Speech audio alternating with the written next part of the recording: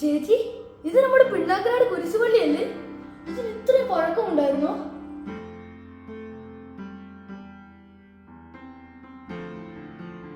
എടാ, ഇത് നമ്മുടെ സെബസ്ത്യാനോസ് പുണ്യാളന്റെ കുരിശുപള്ളിയാ. തലമുറകളായി നമ്മുടെ നാടിന്റെ കാവലാ. ചേച്ചി, എനിക്ക് ഈ സെബസ്ത്യാനോസ് പുണ്യാളനെ പറ്റി കുറച്ചുകൂടി അറിയണമെന്നുണ്ട്. അതിനെന്നാടാ, നമുക്ക് നമ്മുടെ അച്ഛന്മാരോട് ചോദിക്കാം. എന്നാ നമ്മളെ കൊച്ചിനോട് ചോദിച്ചാലോ? പിന്നെന്താ, നമുക്ക് നാളെ തന്നെ പോയി കണ്ടേക്കാം. കൊച്ചനാണെങ്കിൽ നിനക്ക് എല്ലാം പറഞ്ഞു തരും.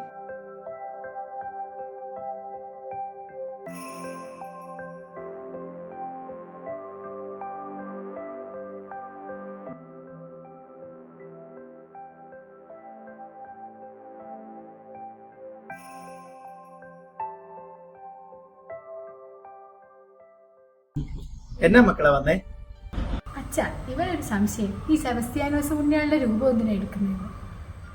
10 ചക്രവർത്തിമാർ കിണഞ്ഞു പരിശ്രമിച്ചിട്ടും അണഞ്ഞു പോകാത്തൊരു വിശ്വാസത്തിന്റെ കഥ പറയുവാനുണ്ട് റോമാ സാമ്രാജ്യത്തിന്.